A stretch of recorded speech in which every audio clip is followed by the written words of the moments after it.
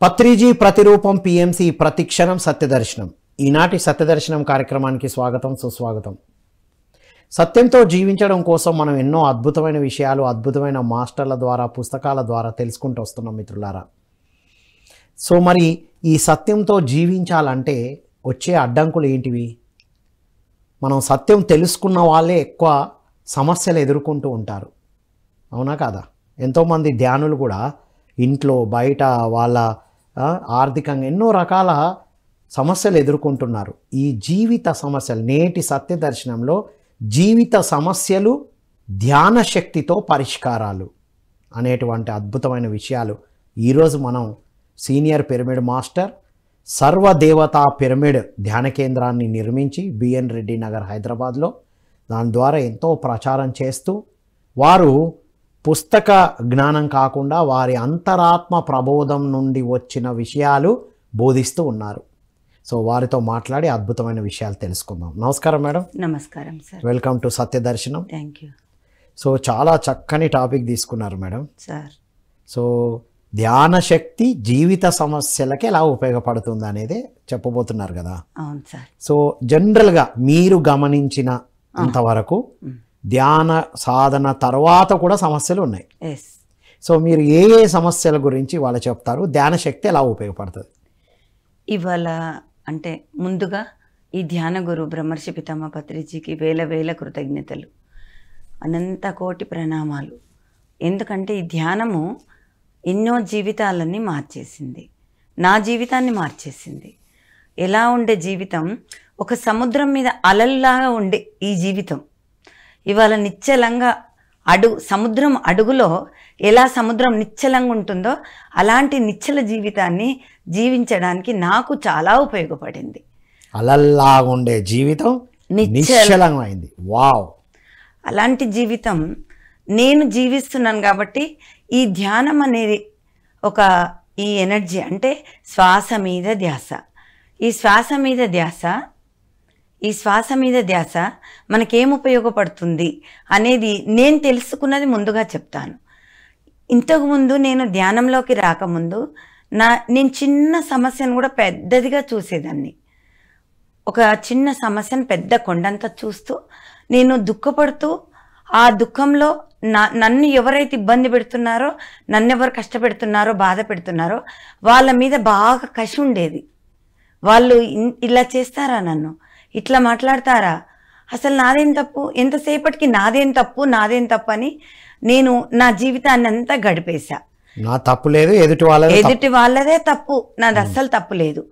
అలాంటి జీవితాన్ని జీవిస్తూ ఎప్పుడైతే నేను ధ్యానంలోకి వచ్చానో, ధ్యానంలోకి వచ్చిన తర్వాత శ్వాస మీద ధ్యాస, అపారమైన శక్తిని తీసుకోవడం మొదలుపెట్టాను. ఆ శక్తి నేను కళ్ళు మూసుకొని శ్వాసను గమనించినప్పుడు నా లోపలకు ఆ శక్తి ఎట్లా ప్రవహిస్తుందో నేను చూసుకున్నాను.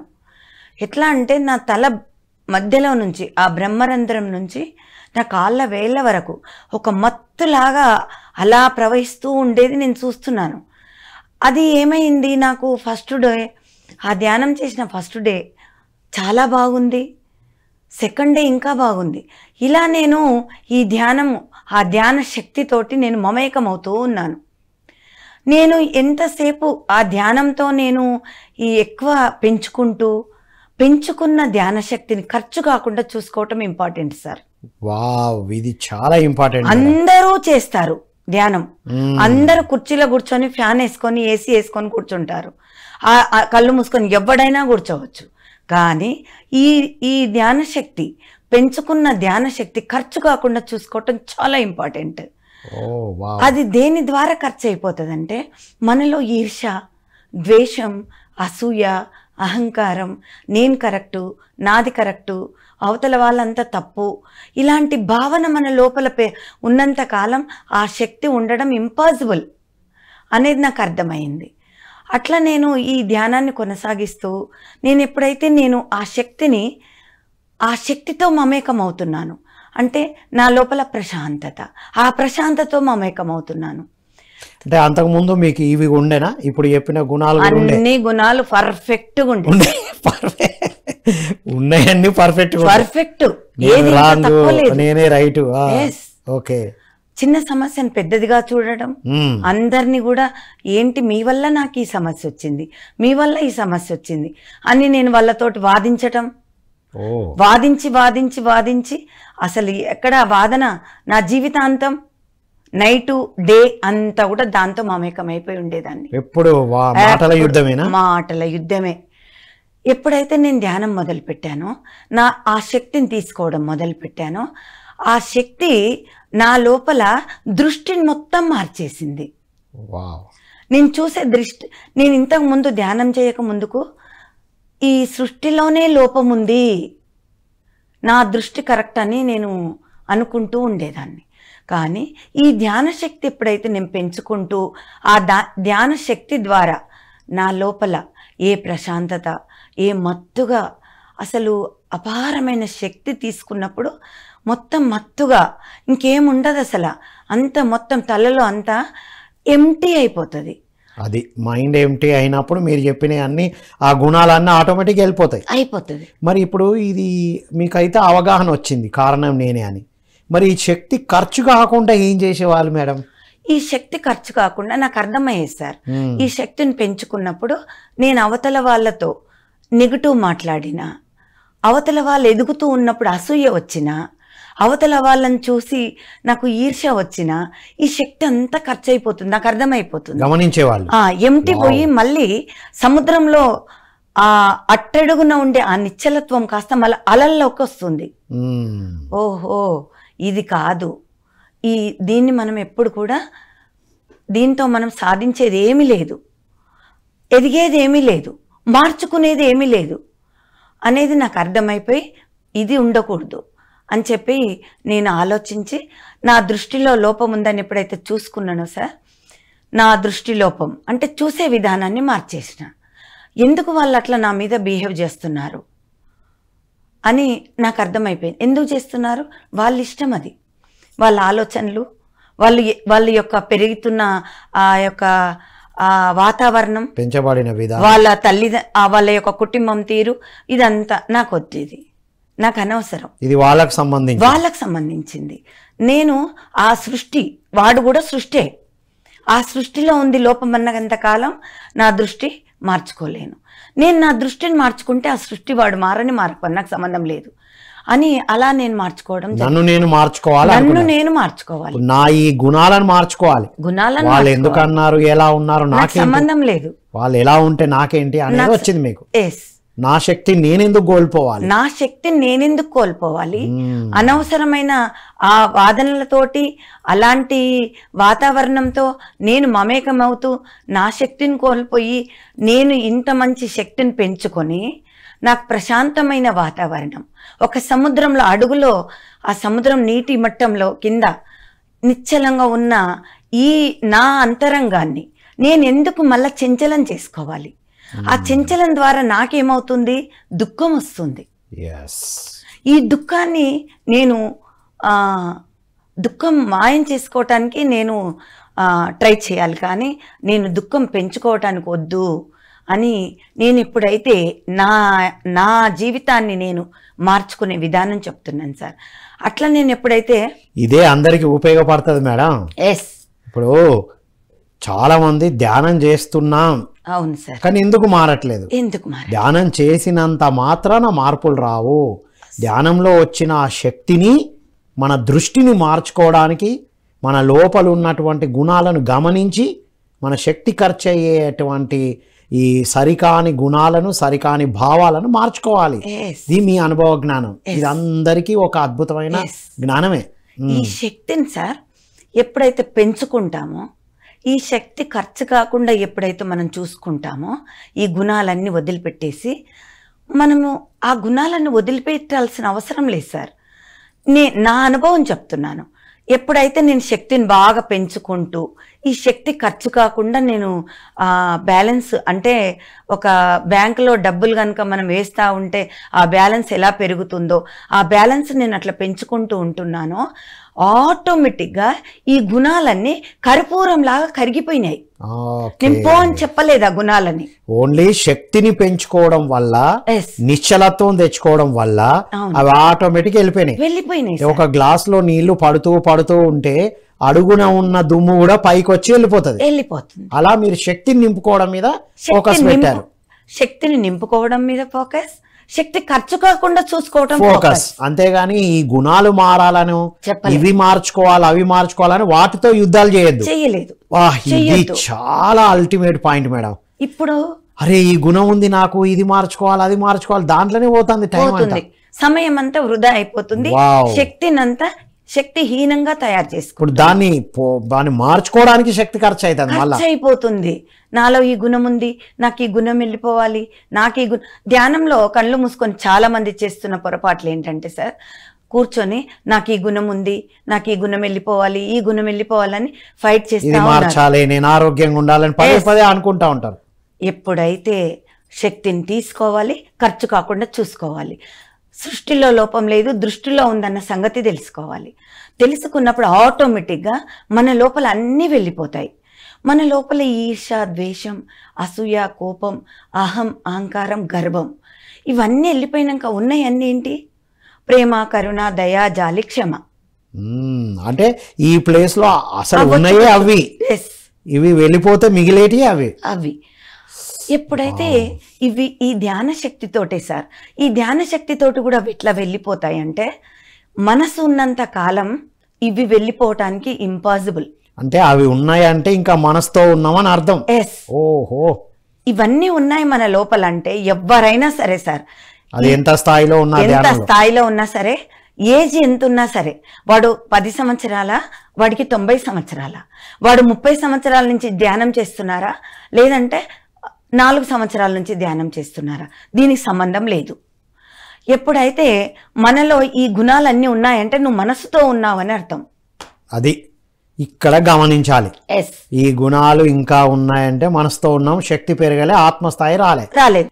ఎస్ మేడం, మీ దృష్టి మారి ఈ గుణాలు వచ్చాయి. రైట్. మరి ఆ గుణాలు అలాగే ఉండడానికి ఏం చేశారు? మరి అప్పుడప్పుడు ఇటువైపు రాకుండా ఉంటాయా? ఆ గుణాలు మారకుండా ఉంటాయా? వస్తాయి సార్, వస్తాయి. మనసు ఉన్నంత కాలం వస్తాయి. ఓకే. మనసు ఎలా మాయమైపోవాలంటే ధ్యానం అనే తాడుతో మనసును కట్టబడాలి, అది కట్టేయబడాలి. ఎంత ధ్యాన శక్తి పెంచుకుంటామో, పెంచుకున్న ధ్యాన శక్తిని మనం అలా ఖర్చు చేసుకోకుండా ఉంటామో అప్పుడు మనసు కట్టేయబడుతుంది.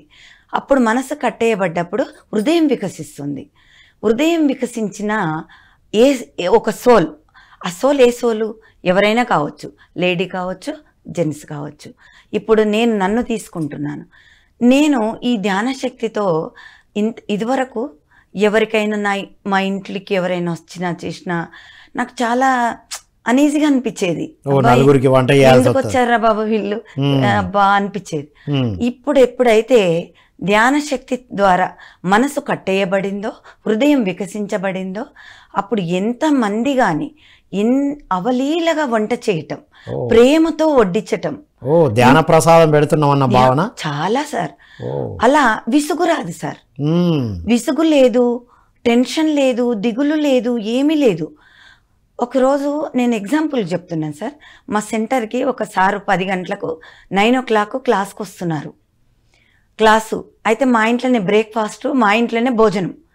మేము ఆ రోజు సెంటర్ అంతా క్లీన్ చేయాల్సి వచ్చింది. నేను 7:30 దాకా అక్కడే ఉన్నాను. ఇంకా నాకుంది 1.5 గంట సమయమే.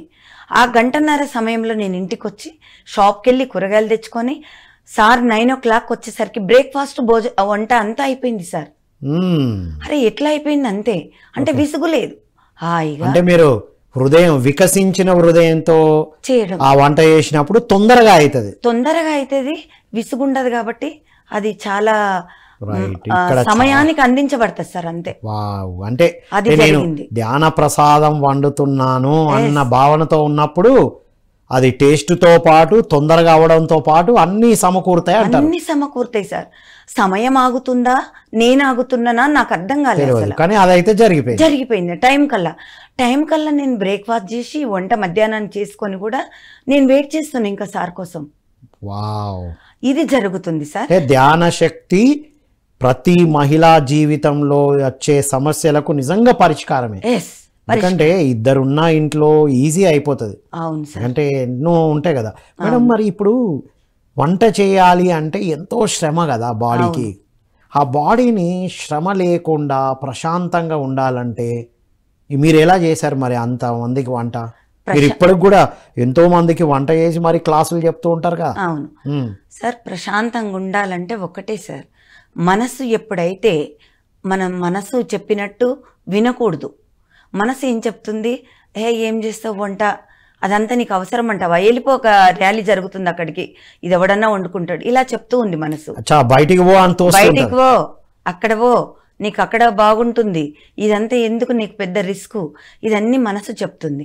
మనం ఏం చేయాలంటే, నేను చేసింది చెప్తున్నా, ఈ మనసు చెప్పింది కాదు. నాకు ర్యాలీ అయినా ప్రచారమైనా ఇంట్లో వంట అయినా సమానంగా చూసుకోవాలి. ఇదే ధ్యానం యొక్క మన జీవితం యొక్క ధ్యాన జీవితం అంటే ఇలా ఉండాలి. కుటుంబ ధర్మాన్ని సరిగ్గా నిర్వర్తించాలి. ధ్యానం చేసిన ధ్యాన మహిళ ఇంట్లో అన్ని పనులు బాధ్యతతో, వంటను కూడా బాధ్యతతో చేయడం.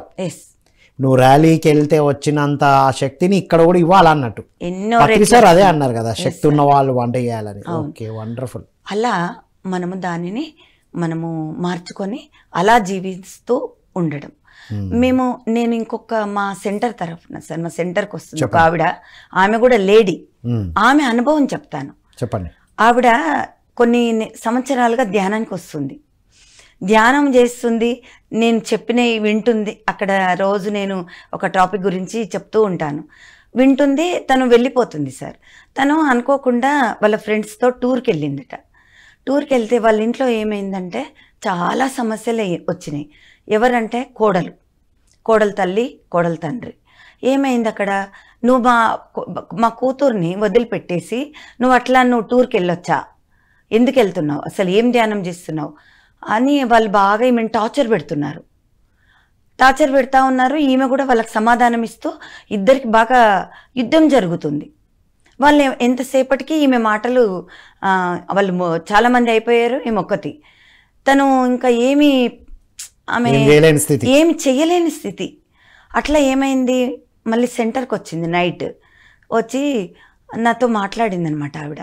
ఏమనంటే, నేను ఇంట్లో ఈ సమస్య ఎదుర్కొంటున్నా, కానీ నేను మాత్రం భరించలేకపోతున్నాను మేడం, నేను భరించలేకపోతున్నాను, నా వల్ల అవ్వట్లేదు. నేను ఎందుకు వచ్చానంటే, ఈ ఒక్కరోజు మీతో మాట్లాడి నేను సూసైడ్ చేసుకుందామని వచ్చినాను అని చెప్పింది. Oh my God. సూసైడ్ చేసుకుందామని వచ్చినాను అన్నది. నేనన్నాను, సూసైడ్ చేసుకుంటే ఎక్కడ పోతావు, సూసైడ్ చేసుకుంటే పరిష్కారమా కాదు. ఒకవేళ సూసైడ్ చేసుకొని నువ్వు ఇప్పుడు పైకి వెళ్ళిపోయినా మళ్ళా నెక్స్ట్ జన్మ అదే కోడలు, అదే తండ్రి, అదే తల్లి, అందరూ ఇదే టార్చర్. ఎక్కడ ఆపినవో మళ్ళీ అక్కడి నుంచే మొదలవుతావు. ఆ జ్ఞానం ఇచ్చారు, అక్కడి నుంచే మొదలవుతారు మేడం.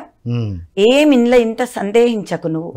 ఒకవేళ మీరు సూసైడ్ చేసుకొని వెళ్ళిపోయినా కూడా అక్కడి నుంచి మీరు ఇప్పుడు వాళ్ళు 2 మాటలు తిడుతున్నారు, కానీ వచ్చే జన్మలో వడ్డీతో సహా 4 తిడతారు.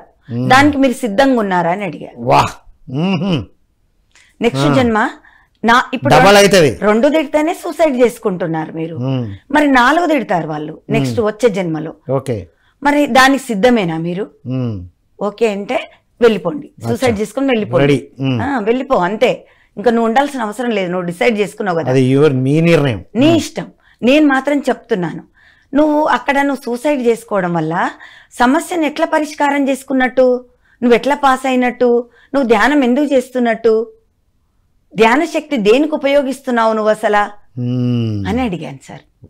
గట్టిగా వార్నింగ్ ఇచ్చిన తర్వాత మరి ఏం చేయాలి, నేను తట్టుకోలేకపోతున్నాను, వాళ్ళంతమంది తిడుతున్నారు, వాళ్ళే చెప్తున్నారు చచ్చిపోను అంటున్నారు, మరి ఏం చేయమంటావు అన్నది. నువ్వేం చేయొద్దు మేడం, మీరు హాయిగా ఉండు, ప్రశాంతంగా ఉండు. ఎందుకు ఇప్పుడు నీకు ఇట్లా వస్తున్నాయంటే, మీరేం చేస్తున్నారంటే ఈ సముద్రంలో అలల పైన ఉన్నారు, అలల పైన ఉన్నారు. ఆ అలలు ఎంతసేపటికి అలల పైన ఉన్నారో మీరు ఇవన్నింటికి కూడా అక్కడ జరిగే వాటన్నింటిని కూడా రిసీవ్ చేసుకుంటారు. వాళ్ళు ఏమన్నా నువ్వు రిసీవ్ చేసుకుంటావు, మళ్ళీ రెస్పాండ్ అవుతావు. ఆ అలలు అయిపోవాలి, అలలను దాటేసినప్పుడు మీరేమవుతారంటే కొంచెం నిశ్చలంగా అయిపోతారు. నిశ్చలంగా అయిపోయినప్పుడు ఏమవుతుందంటే వాళ్ళు ఏమన్నా మీరు పట్టించుకోరు. మనసు అలజడిలో అలల్లా ఉంది కాబట్టి Receive వాళ్ళన్న ఇటు చేసుకుంటున్నారు. వస్తున్నాయి, మళ్ళీ రియాక్ట్ అయ్యి ఏదో నిర్ణయాలు తీసుకుంటున్నాం. యుద్ధం తీసుకో జరుగుతుంది అక్కడ. రైట్. ఆ మనసులోని అలలను నిశ్చలం చేయాలా. ఎస్. వావ్. ఏం చేయాలా అన్నారు. నేనన్నాను ఇప్పుడు మీరు చేస్తున్న ధ్యానం సమయం సరిపోదు, ఓకే, ఈ గంట సరిపోదు, నువ్వు 3 గంటలు ఒక్కటే సిట్టింగ్, ఎప్పుడు కూర్చున్నా 3 గంటలు కూర్చోండి మేడం. వాళ్ళు నువ్వు కూర్చున్నప్పుడు కూడా తిడతారు, వాళ్ళు ఇంట్లో ఉన్నారు కాబట్టి తిడతారు, ఏం పట్టించుకోవద్దు. నువ్వు ఎంతసేపటికి శ్వాస మీద ధ్యాస, శ్వాస మీద ధ్యాస. అవి గుర్తుకొస్తూ ఉంటాయి కూడా కూర్చున్నా, గుర్తుకొస్తాయి. వాళ్ళు అక్కడి నుంచి వార్నింగ్ ఇస్తూనే ఉన్నారు, అది వినిపిస్తూనే ఉంటుంది. కానీ మీరు మాత్రం ఎట్టి పరిస్థితుల్లో వాటికి రియాక్షన్ అవ్వద్దు. రియాక్ట్ అవ్వకుండా నీ శ్వాసతోనే నీ ప్రయాణం, శ్వాస మీద ధ్యాస, ఎక్కడ దృష్టి పెట్టొద్దు, శ్వాసను గమనించండి. ఆ శ్వాస ద్వారా మన లోపల జరుగుతుంటుంది ఒక మార్పు, ప్రశాంతత, లేదంటే మత్తుగా, హాయిగా, జాయ్గా ఉంటుంది. దానితో మమేకమైపోతూ ఉండండి ఆ 3 గంటలు. ఆ తర్వాత మీరేం చేయాలా, కళ్ళు తెరిచిన తర్వాత, కళ్ళు మూసుకుంటున్నావు 3 గంటలు, కళ్ళు తెరిచిన తర్వాత ఏం చేయాలి అంటే నీ లోపల ఏ ప్రశాంతత అయితే వచ్చిందో ఈ 3 గంటల ధ్యానంలో దానితోటి మమేకం అవ్వండి. బయటికి వచ్చినాక కూడా ఆ ప్రశాంతతతో మమేకమవ్వు. మత్తుగా ఉంది, ఆ మత్తుతో మమేకమవ్వు. హాయిగా ఉంది, హాయితో మమేకమవ్వు. ఆ మాటలు పట్టించుకోవద్దు మీరు, అలా ఉండండి. ఇది 41 రోజు చేయండి మేడం, చూద్దాం ఏం జరుగుతుందో అని. ఎక్స్పెరిమెంట్ అంతే. నాకు చెప్పేశాను సార్, మీకు అనిపించింది చెప్పేశాను. అది కూడా 41 రోజు మాత్రమే చెయ్యి. 42 రోజుల తర్వాత ఏమి యుద్ధం చేస్తావో వాళ్ళతో నీ ఇష్టం. నువ్వు సూసైడ్ చేసుకుంటావా, ఏమన్నా చేసుకో, వాళ్ళకు ఏమన్నా చేయాలనుకుంటే ఏమన్నా చేసుకో. ఏమి ఎక్స్పెరిమెంట్ మేడం. 41 రోజు ఇది నేను చెప్పింది మీరు చెయ్యాలంతే. రైట్. మీరు ఏమన్నా అనుకోండి, నేను వార్నింగ్ అనుకోండి, ఏమన్నా అనుకోండి, రిక్వెస్ట్ వార్నింగ్ ఏమన్నా చెయ్యి.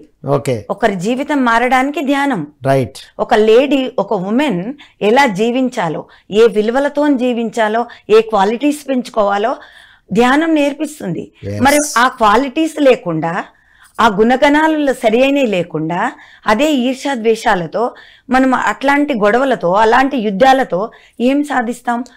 అంటే స్త్రీ అంటేనే ఒక చక్కని మంచి విలువలతో కూడుకున్న గుణాలు కలిగి ఉండాలి, ఆ గుణగణాలు ఉండాలి, ఆ క్వాలిటీస్ పెంచుకోవాలి. అంటే అఫ్ కోర్స్ ఉమెన్ కు ఉండాలి, అందరికి ఉండాలి. ఆల్రెడీ ఉన్నాయి మేడం, వాటిని మనం వీటితో కప్పబడి ఉన్నాయి. మీరు అన్నట్టు మనసు అనే అలల్లో కొట్టుకుపోతున్నాయి. ఆ మనసు ప్రశాంతమైనప్పుడు ఆ గుణాలు బయటకు వస్తాయి. ధ్యాన సాధన చేయడమే ముఖ్యం కాదు, ఆ ధ్యాన సాధనలో ఏ స్థితిలో ఉన్నామో బయటికి వచ్చినాక దాంతో ఉండాలి. ఇది చాలా అద్భుతమైన సజెషన్. తను ఏం చేశారంటే, సరే నువ్వు చెప్పావు కదా, నేను మీ మాట వింటాను మేడం, మీరు ఎలా చెప్పారో అలా 41 రోజు చేస్తాను. వాళ్ళు ఎన్ని తిట్టినా నువ్వేం మాట్లాడొద్దని చెప్పా. కొట్టడానికి వస్తారు, కొట్టని కొట్టని, ఇచ్చేసేయి, బాడీ ఇచ్చేసేయి, కొడితే కొట్టని. ఏమైంది ఏమో, మనం ఏ జన్మలోనో ఇచ్చామేమో, ఇప్పుడు తీసుకుంటున్నాం. అంతే. అలా ఉండండి మేడం. తిట్టినా ఓకే, కొట్టినా ఓకే. మిమ్మల్ని తీసుకుపోయి ఒక దగ్గర కాలబెట్టడానికి రెడీ చేసినా మీరు రెడీ అయిపోండి.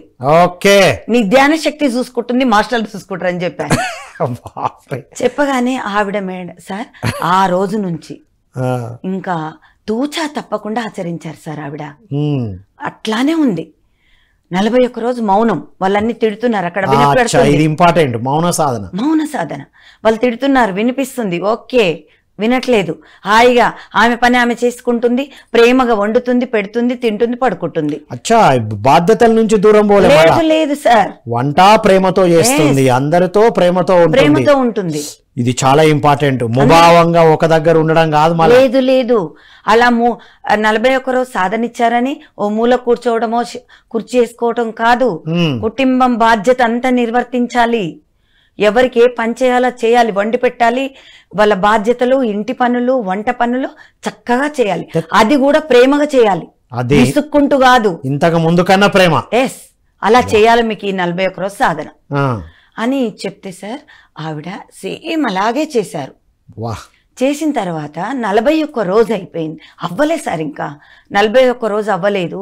వాళ్ళ కోడలు తల్లి తండ్రి వాళ్ళందరూ వచ్చి ఆమె పాదాల మీద పడి క్షమాపణ కోరుకుంటున్నారంట.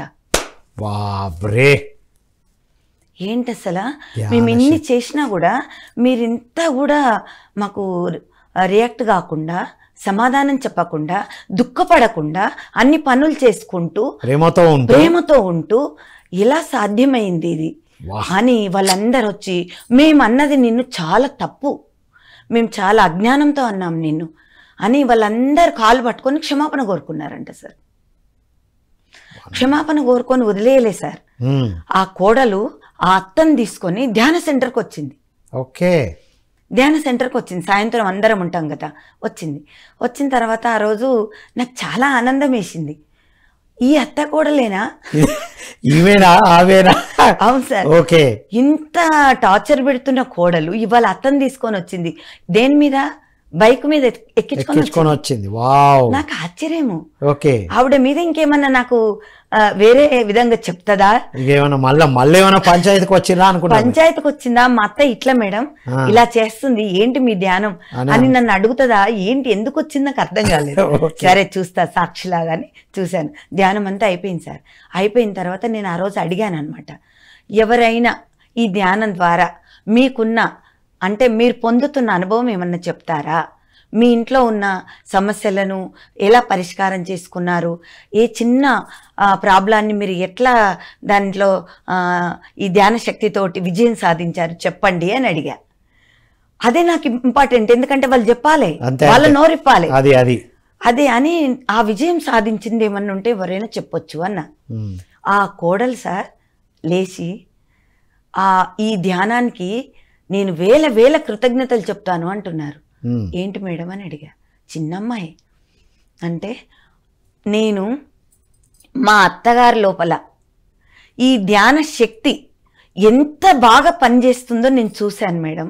వావ్, ఈ ధ్యాన శక్తి ఒక్కటే మా అత్తగారిని మార్చేసింది, మా కుటుంబాన్ని మార్చేసింది. రోడ్డున పడే కుటుంబం ఇవాళ ఎంత బాగా కలిసిపోయి ఉన్నామో ఇంకా నేను దాని గురించి వర్ణించలేను. మీ అందరికీ ఈ ధ్యానానికి ధ్యాన గురువుకు థ్యాంక్స్ అని చెప్పి వెళ్ళిపోయింది సార్ మళ్ళీ అతను తీసుకొని. సూపర్ మేడం, అది అలా అసలు ఆ మేడంకు గ్రేట్. అసలు ఆ మేడము ఆ కోడలు నిజంగా అంటే ధ్యాన శక్తి మనల్ అంటే ధ్యాన సాధన చేసి ఆ గుణాలతో ఉన్న వాళ్ళలో అందరూ గుర్తుపడతారు బయటి వాళ్ళు అనేది ఇక్కడ ఒక మంచి నిదర్శనం. అవును సార్. సో అద్భుతంగా అంటే జీవిత సమస్యలకు ఏ సమస్య అయినా ధ్యాన శక్తితోనే ధ్యాన శక్తిని పెంచుకోవడం ప్లస్ బయటికి ఉండే తీరు. అది మన యొక్క సమస్యలను అలా మనము పరిష్కరించుకోవచ్చు అంటే ఒక్క ధ్యానంతో. ఇలాంటి సమస్యలు ఎన్నో నా జీవితంలో కూడా. ఎవరైనా ఏమన్నా అంటే నేను బాగా బాధపడేదాన్ని సార్, ఇంతకుముందు ఏడ్చి కొన్ని నెలలైనా మర్చిపోయేదాన్ని కాదు. వాళ్ళు ఎవరైనా కావచ్చు, తోటికోడలు కావచ్చు, ఎవరైనా కావచ్చు. అయితే ఈ ధ్యానంలోకి వచ్చాను, ఈ ధ్యానంలో ఇలాంటి మార్పు జరుగుతుంది, ఆ శక్తిని పెంచుకున్నాను, ఆ శక్తి ఖర్చు కాకుండా చూసుకోవాలని నేను ఒక మంచి దృఢంగా నేను ఆ సంకల్పం పెట్టుకొని నా జీవితాన్ని, నా అడుగులని, నా సమయాన్ని, నా క్షణాలను గడుపుతున్నాను. ఆ గడుపుతున్న సమయంలో ఇదివరకు నన్ను ఇబ్బంది పెట్టే వాళ్ళు కూడా ఎదురవుతున్నారు. అయితే నేను ఒక చిన్న ఎగ్జాంపుల్ చెప్తాను. చెప్పండి. అట్లా నేను ఇంతకుముందు వాళ్ళు నన్ను ఇబ్బంది పెట్టేవాళ్ళు, అప్పుడు నేను బాగా బాధపడేదాన్ని ఇంటికి వచ్చి. ఇప్పుడు వాళ్ళు నేను ఇట్లా కూర్చున్నాను అనుకోండి సార్, నా పక్కన ఇంకొక ఆవిడ కూర్చుంటారు. వాళ్ళు అసలు నన్ను మందలించాలి. యాక్చువల్గా అలాంటి బంధం మాది. నన్ను మందలించకుండా నా పక్కన ఉన్న వాళ్ళని మందలిచ్చి వెళ్ళిపోతున్నారు. ఓకే. అయితే ఇదివరకేమో ఏడ్చేదాన్ని, బాధపడేదాన్ని. అయితే ఎందుకు ఏడవాలి, నేను ఎందుకు బాధపడాలి? సృష్టిలో ఎక్కడ లోపం లేదని తెలుసుకున్నా కదా, నా దృష్టి లోపం. అయితే నేను ఆవిడని చూసే దృష్టిని మారుస్తా. ఏమని మార్చానంటే సార్, ఇప్పుడు ఆవిడ నన్ను ముందు పలకరించాల్సింది. నమస్కారం పెట్టాలి. నా పక్కన వాడిని పెట్టింది. రైట్. ఆమెకు సంబంధమే లేదు. ఓకే. ఉంటే నాకు ఆవిడకే సంబంధం. ఓకే. కానీ నాకు పెట్టలేదు, నా పక్కన వాళ్ళకి పెట్టింది. ఓకే, నాకు ఇప్పుడు బాధ రావద్దంటే కుదరదు. ఎలా దాన్ని మార్చుకోవాలి అని అది నన్ను టచ్ చేసేందుకు వస్తుంది ఆ బాధ. నన్ను టచ్ చేసేందుకు వస్తున్నది అని నేను అర్థం చేసుకొని నేను ఎందుకు బాధపడాలి? ఆవిడ కూడా నాలాంటి ఒక ఆత్మే. పక్కకున్న ఆవిడ నాలాంటి ఎదురామె దేవతే.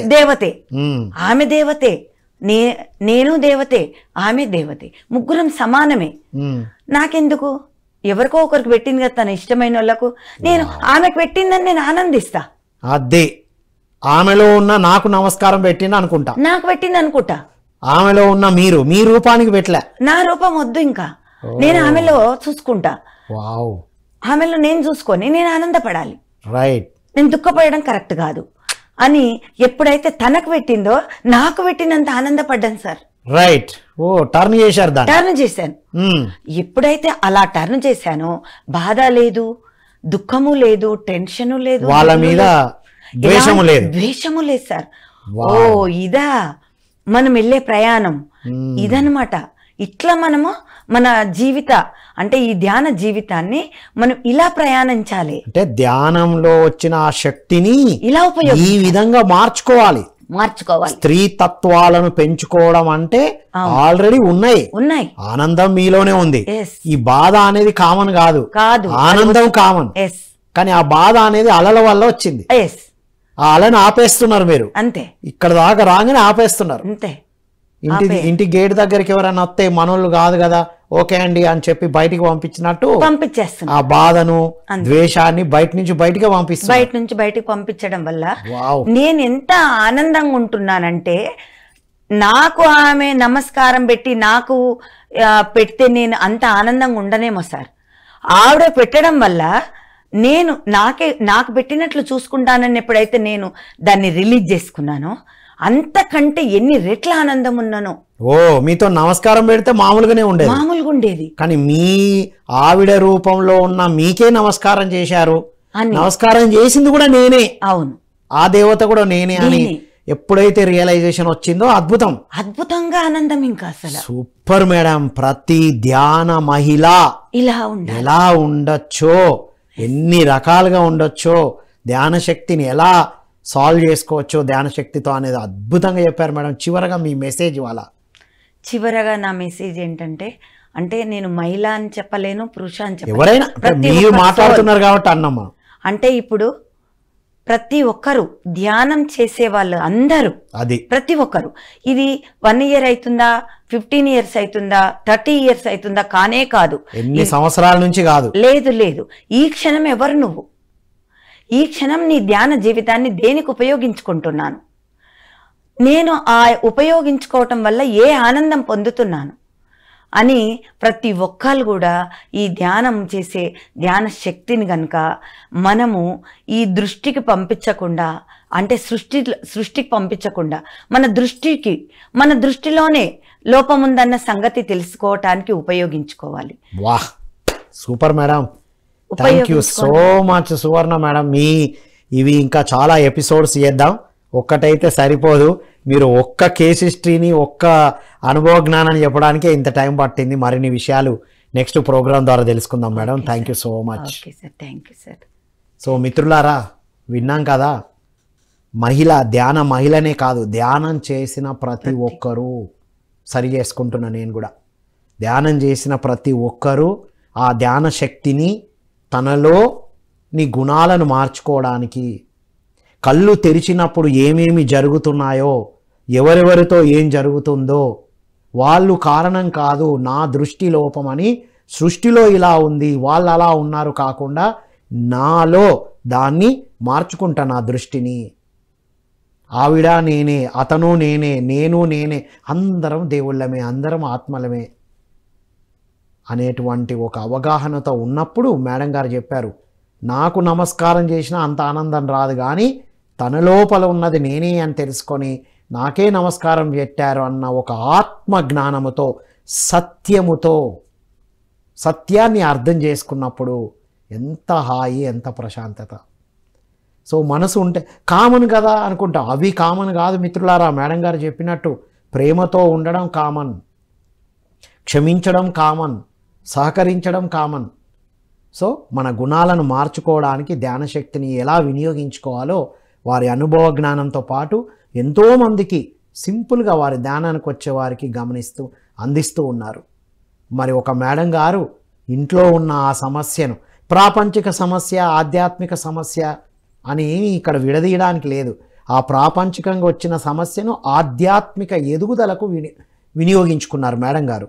మనం విన్నాం కదా, ప్రతి సమస్య మన ఎదుగుదలకు ఉపయోగపడుతుందని. మేడం గారు ఇచ్చిన సజెషన్తో వారు సాధన చేయడంతో ఆధ్యాత్మికత వైపు వచ్చారు. ఆ ధ్యాన శక్తిని ఎవరైతే డిస్టర్బ్ చేశారో వారే గమనించి వారే ఒప్పుకోవడం అనేది ఇక ఇంతకు మించి ఇంకా అనుభవ జ్ఞానాలు ఏం తెలుసుకుంటాం మిత్రులారా. కాబట్టి మన ధ్యాన సాధనలో మరింత ఎదగడానికి ధ్యానంలో ఉన్న స్థిరత్వాన్ని, ధ్యానంలో వచ్చినటువంటి ఆ జాయ్ని కళ్ళు తెరిచిన తర్వాత కూడా కొనసాగించాలి. తర్వాత కొనసాగించలేకపోతున్నాం అంటే ఇంకా మనసు ఉంది అనేది మేడం గారి ద్వారా ఓవరాల్గా తెలుసుకున్నాం. ఇంకా చాలా పుట్టలు అనుభవాలు ఉన్నాయి, మేడంది వస్తూనే ఉన్నది. కంటిన్యూస్ ఎపిసోడ్స్ ద్వారా సువర్ణ మేడం గారి ద్వారా చాలా విషయాలు తెలుసుకోబోతున్నాం ఫ్యూచర్లో. సో ఇది ఈనాటి సత్యదర్శనంలోని జీవిత సమస్యలు, ధ్యాన శక్తి పరిష్కారం. రైట్, మరో కార్యక్రమంలో మళ్ళీ కలుద్దాం. అంతవరకు సెలవు.